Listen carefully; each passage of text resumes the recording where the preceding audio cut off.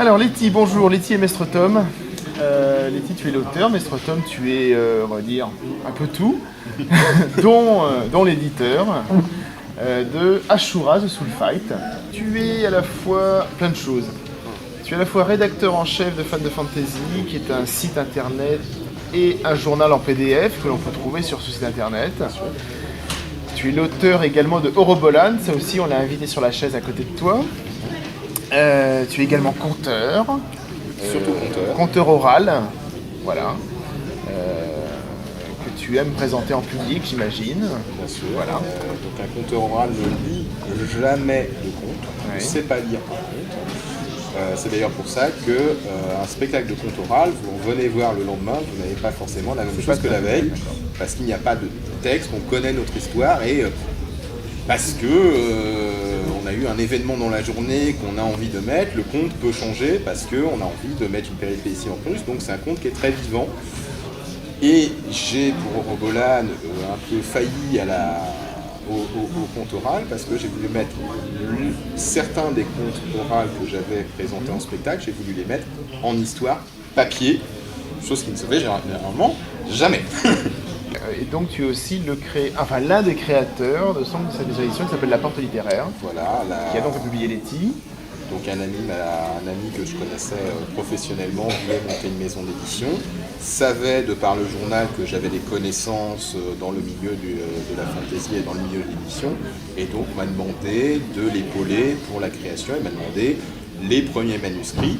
Ayant aimé en première lecture le manuscrit de Letty, je lui ai proposé, il a lu le début, il a bien aimé, il m'a dit c'est bon, pars sur celui-là, tout en sachant que j'en avais proposé 7. Et qu'il en a choisi 2 sur les 7 que j'ai proposés. Donc un autre qui est paru un peu avant et celui de Letty qui est donc la deuxième publication de la maison d'édition. Comment tu arrives à faire le distinguo entre toutes ces casquettes? Comment tu arrives à être à la fois conteur, auteur, rédacteur en chef, éditeur, organisateur de salon, on en parlera juste après, etc. Est-ce que pour toi c'est un seul et même bloc ou justement tu dis que finalement c'est tout, on est tous dans la fantasy donc... Plus ou moins. Après il y a donc ma passion qui est donc le conte et la fantasy. C'est pour ça d'ailleurs que j'ai voulu faire le journal Fans de Fantasy. Et après je dirais il y a la maison d'édition qui me permet, je dirais, de remplir le frigo. Hein, donc il y a l'aspect professionnel. Alors auteur et conteur, moi je ne fais pas de distinction. Moi je suis conteur qui, en trichant, met son conte à l'écrit, mais je suis conteur, plus qu'auteur. Et après, il y a ma passion pour aider les jeunes auteurs et pour faire connaître la fantaisie française via le journal, même si ça ne nous empêche pas au journal de faire des articles sur des grands auteurs très connus. Ça m'a permis d'interviewer une auteure que je connaissais depuis l'âge de 11 ans, depuis à peu près une vingtaine d'années. Ça m'a permis de l'interviewer. Je suis un auteur du tout, ça fait 20 ans qu'elle a une carrière, mais ça m'a permis de la rencontrer, ça permet en plus de faire un salon avec elle, où elle m'a dédicacé d'ailleurs, elle a voulu que je le dédicace mon roman. Alors, justement, tu parles de salon, tu organises des festivals. Enfin, tu organises un festival particulièrement Voilà, à Triel-sur-Seine. Depuis le début, donc on a commencé à Andrézy, qui est juste à côté, et après on est parti à Triel-sur-Seine, pour des raisons de logistique. C'est un salon où il y a des jeunes auteurs qui ne sont pas encore connus et que tu mélanges avec des auteurs, eux, qui sont par contre très connus. Voilà, on a essayé d'avoir toujours quelques auteurs très connus, pour, je dirais, plus déjà parce qu'on les aime bien, parce que moi j'en profitais pour discuter avec eux, me faire dédicacer les ouvrages, mais aussi pour qu'ils fassent le lien, étant un salon familial, qu'ils fassent le lien avec les jeunes auteurs. Qui disent, par exemple, on a eu le cas sur un des festivals d'un jeune illustrateur qui est venu voir un dessinateur plus chevronné, et qui en plus, après, comme l'éditeur était présent, a pu bénéficier d'un contrat. D'accord. Ça, c'était une grande réussite.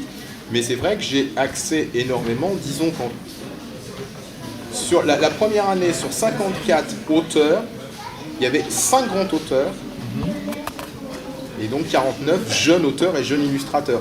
Donc c'est vraiment plus annoncé sur le jeune auteur, même si on fait venir quelques invités d'honneur.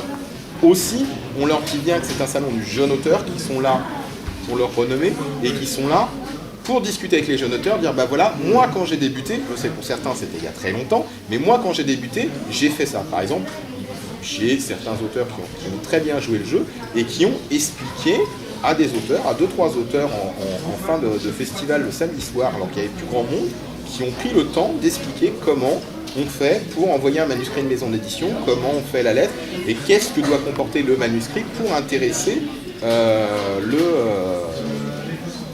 enfin éviter par exemple dans une lettre d'écrire mon bouquin est génial, il faut absolument que vous le publiez. Ça c'est un peu ce que pensent tous les auteurs. Oui, mais il faut pas le mettre dans la lettre. Il faut pas le mettre dans la lettre. Donc c'est vrai que et les auteurs ont énormément apprécié cette discussion. C'est-à-dire que les auteurs plus confirmés sont là aussi parce qu'ils ont une sortie, aussi de là. Alors c'est très marrant, c'est que j'avais un invité d'honneur qui, lui, était lui-même jeune auteur, mais qui a eu une petite renommée, et qui après a eu le Grand Prix de l'Imaginaire. L'année d'après, Victor Dixon, le Kajak Spark. Donc, et j'avais une petite surprise pour Victor, donc c'était en plus son premier festival où il dédicaçait. J'avais une petite surprise pour Victor parce que j'avais, avec l'aide de cosplayeuses qui se déguisent en héros favoris, je lui ai présenté donc Jack Spark. D'accord. Le créateur était avec sa création. Sa création. Et donc en plus les quelques personnes qui sont venues découvrir le Kajak Spark, puisque à l'époque on découvrait le Kajak Spark, ont pu être en photo et ont pu repartir avec leurs photos dédicacées avec Jack Spark et son créateur, donc les deux sur la photo. C'était vraiment un très bon moment. Et Victor a été enchanté justement de ce partage avec les lecteurs en plus, bon, à l'époque, il n'y avait pas une queue de... donc, il a vraiment pu partager avec les lecteurs et puis, donc, c'était sympa. Donc, c'est tous les ans depuis 5 ans, fin novembre, c'est ça? Enfin, voilà, ça va faire la 5e année. Ça va faire la 5e année là, fin octobre et fin novembre. Pourquoi cette date-là? Parce que c'est près de Noël. Et c'est vrai que sur un des festivals, j'ai eu un argument pour 2 personnes qui sont venues en fin de festival, qui ont vu de la lumière et qui sont venues sans savoir ce que c'était. L'entrée était gratuite. J'aurais dit, pensez que si vous n'aimez pas la fantaisie, en plus, c'est vrai que c'était des gens qui n'aimaient pas la fantaisie, vous avez peut-être des cadeaux de Noël à faire. Elles se sont aperçues, ces 2 personnes, qu'en effet, dans leur famille, il y avait des cadeaux de Noël à faire. Elles ont fait quasiment toutes les tables et ont acheté quasiment à toutes les tables. Il y avait une trentaine de stands. Donc pour moi, le pari est rempli. On va parler un petit peu d'Ashura. Quand tu as reçu le manuscrit donc, de Letty, donc tu me dis que tu as présenté, tu fais partie des 7 que tu as présenté à ton associé. Comment tu l'as perçu ce manuscrit? Alors j'ai commencé par déjà lire la première partie. Je n'avais pas le récit jusqu'au bout. Et en fait, j'ai bien aimé l'écriture. J'ai trouvé l'écriture entraînante, sympathique. Il n'y avait pas de longueur comme dans certains romans. Certains romans d'autres auteurs... Heureusement qu'il n'y a pas de longueur parce qu'il fait quand même déjà 572 pages. Oui. J'ai eu de la chance. Il y a certains auteurs, par exemple J.K. Rowling, on entre très très bien dans son univers sous les yeux d'Harry. C'est Harry qui découvre l'univers avec lui. D'autres auteurs ont leur univers, connaissent leur univers, mais ne le font pas connaître au lecteur. Il y a certains livres, alors je ne citerai pas les auteurs parce qu'en plus je m'entends bien avec eux et j'adore ces auteurs, mais je pense à un roman en particulier où la première partie est très très... On a du mal à rentrer dans l'univers, on a énormément de mal à rentrer dans l'univers, et quand on arrive à connaître l'univers et que justement ça démarre, là par contre on lit le livre d'une traite, on est dans l'univers. Et là ce que j'ai bien aimé c'est que justement on découvre l'univers, on découvre pareil, comme dans J.K. Rowling, sous les yeux du héros. Après ça peut être un peu un style parce que j'ai des souvenirs, il y a quelques années je lisais beaucoup Stephen King et Stephen King met 150 à 200 pages avant réellement entrer dans une action fantastique par exemple. C'est peut-être pour ça que j'aime pas trop Stephen King. Ah d'accord, ok. c'est peut-être justement pour ça que j'aime pas trop Stephen King, en tout cas c'est marrant, je préfère les adaptations films que ces bouquins. Comment se sont passées les phases de travail et de retravail avec le texte de Letty? Tu peux répondre aussi Letty. Il y a eu plusieurs phases. Il y a eu une première phase de relecture, je dirais, vraiment de relecture, sans parler de relecture grammaticale et orthographique, de relecture pour voir si le roman tenait, où on a enlevé certains passages qui étaient longs, on a enlevé certains passages qui étaient, je dirais, inappropriés pour un livre, pour le public qu'on le destinait. Et puis, après, j'ai présenté à Letty ce que je pensais de son histoire et les passages à retravailler. Il y a eu un retravail et après on a envoyé pour une correction grammaticale et orthographique avec quelqu'un qui nous a rendu après le document qu'on a fait relire une dernière fois et qui est parti à l'imprimerie. Alors, on parlait de jeunes auteurs, et ce sera quasiment ma dernière question. Tu fais aussi des anthologies, Oui. Mestre Tom, avec donc ta maison d'édition. Enfin, pas avec cette maison d'édition, c'est pas avec. Si, oui, non. C'est en fait, pour les 2 dernières anthologies, c'est en partenariat avec le journal et la maison d'édition. Voilà. Voilà, Donc, les toutes 2 premières ont donc, été les 2 premières. juste par le journal. Voilà.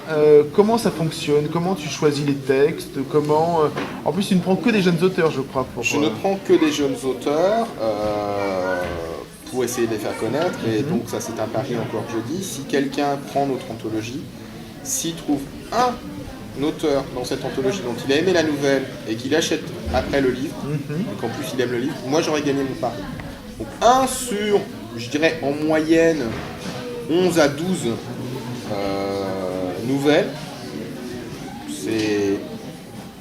Bon, je pense qu'on finit par trouver quelqu'un qu'on a bien aimé, et j'ai eu des retours dans ce sens. J'ai même eu des retours d'éditeurs à qui j'avais envoyé, non pas qui ont découvert l'auteur, mais qui n'avaient eu qu'une nouvelle de l'auteur, hésitaient à le publier, se sont dit « Ah ben il a publié ça aussi, j'aime aussi ça, donc je pense qu'il a de l'avenir et je pense que le publier est un intérêt. » Même si eux l'ont publié dans des anthologies avec des gens beaucoup plus connus et des auteurs beaucoup plus confirmés. Mais ça a permis de confirmer ou de faire connaître ces jeunes auteurs.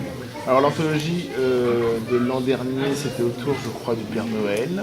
Voilà, donc la première anthologie donc a été sur le thème des logiciels libres. Ouais. N'avait pas du tout été mon idée, elle a été l'idée de quelqu'un de l'association qui nous l'a transmis, a voulu continuer après, donc nous avons repris le flambeau.